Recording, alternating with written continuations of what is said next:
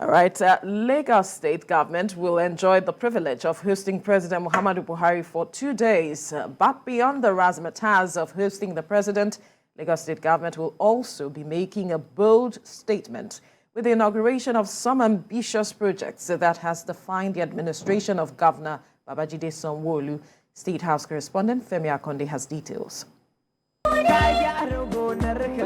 For President Buhari, who has vowed to campaign vigorously for the party's presidential flag bearer, Bola Ahmed Tinubu, and all other APC candidates, Lagos will be a good platform to again show his commitment to ensuring another APC government succeeds him.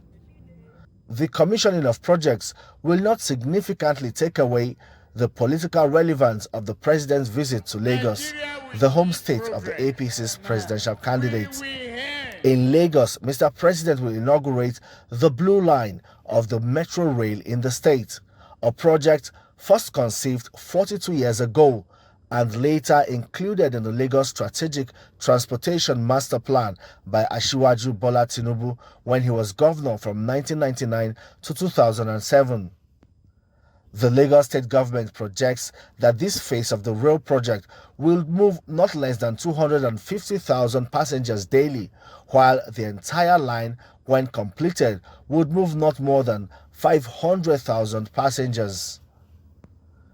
Another project that President Buhari will inaugurate is the Lekki Deep Sea Port, which started in 2011.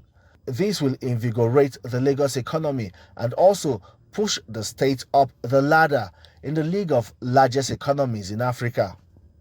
The project would directly impact the country's economy by creating more than 200,000 jobs and generate about $350 billion in revenue for Lagos State over the period of the concessioning, and will also have the capacity to berth fifth-generation container ships. During Mr. President's 2-day working visit, he will inaugurate the 32 metric tons per hour Lagos rice mill that will show Lagos State's readiness to bridge the deficit in local rice production. President Buhari will also commission the 18.75-kilometer 6-lane rigid pavement Eleko Junction to Ekpe Expressway and the John Randall Center for Yoruba Culture and History. Mr. President will also commission a private sector project, the MRS Lubricant Factory in Apapa. Meanwhile, Lagos State government has announced a traffic restriction today with diversion on the island on Tuesday, the 24th of January 2023, in preparation for the visit of President Muhammadu Buhari to Lagos. In a statement released by the Lagos State Ministry of Transportation, Commissioner Dr. Frederick Oladende assured that alternative routes have been mapped out, as well as the deployment of the State Traffic Management Authority officers to manage traffic flow during this 2-day visit. The commissioner stated that the movement around Lagos Rice Mill, Imota in Ikorodu, and Lekki Deep Sea Port access will be restricted, while on the second day, which is Tuesday, movement around Eco Hotel and Suites, Amadu Bello Way, Gerandal through to Broad Street and Outer Marina will be diverted from 6 a.m. to 3 p.m. Be restricted, but we're not shutting down any roads on the first day. However, on the second day, when he would visit Gerandal as well as the Blue Line corridor, there will be some restrictions on some areas of Lagos, in particular the island. So, for example, Ademola, Adetukumbo, Akin Adeshola, Amadu Bello would all be closed, and the adjoining roads that bring traffic to those major roads. However, we'll be giving alternatives. So, for example, when you're coming from Leventis and you want to go into inner Lagos, we would make that available through Odulami. And we'll be advising people to use Falomore Bridge to actually connect their journey to their final destination. In the meantime, the APC presidential candidate Asiwaju Bola Tinubu is in Bauchi State ahead of the party's campaign rally. Bola Tinubu, his running mate, Senator Kashim Shettima, Speaker of the House of Representatives, and other chieftains of the party were received at the airport by a crowd of supporters on Sunday. The presidential flag bearer of the ruling party also paid a courtesy visit to the Bauchi APC governorship candidate Sadiq Abubakar. He then moved with his campaign team to meet with Muslim leaders from the northeast who converged on Bauchi. Asiwaju Tinubu is now expected to meet minds with the Islamic clerics as he presents his campaign message.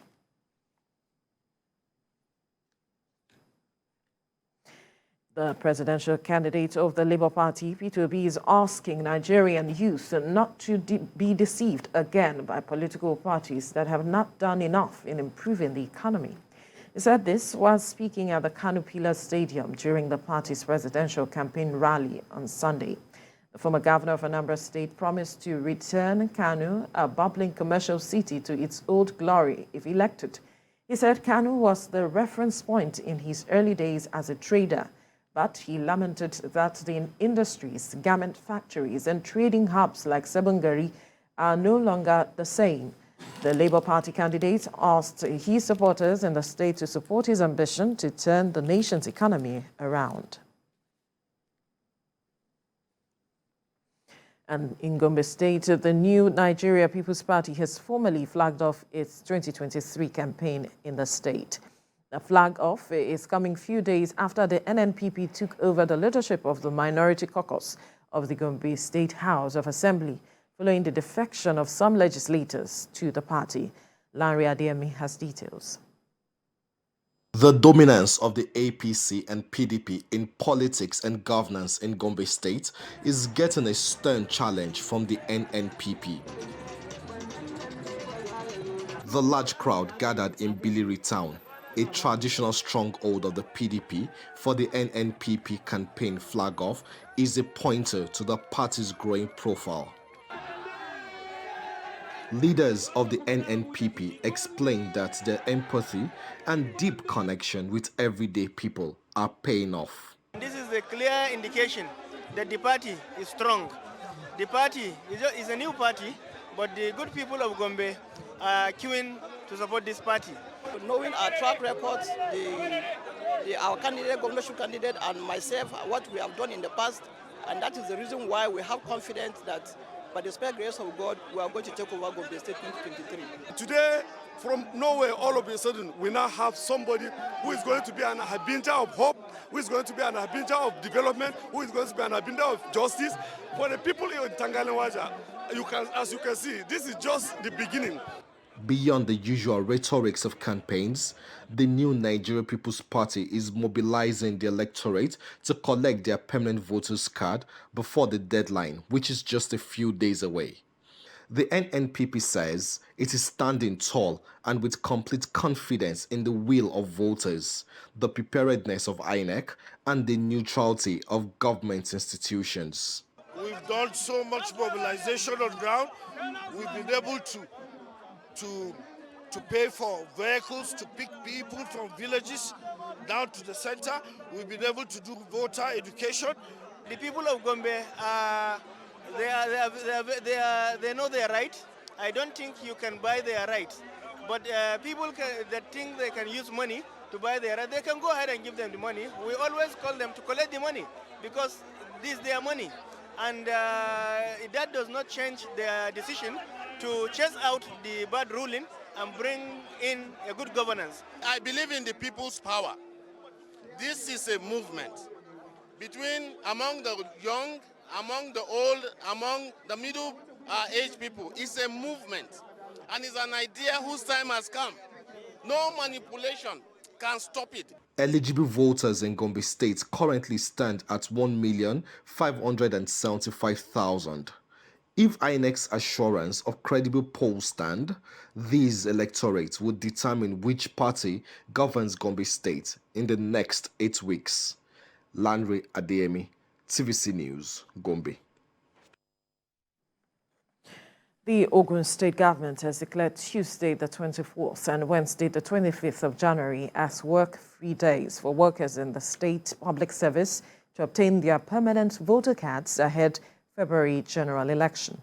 The Chief Press Secretary to the Governor, Kunle Shomori, in a statement said, following the extension of the PVC collection to January the 29th by the Independent National Electoral Commission, Governor Dapo Abiodun approved the 2 days as work-free days.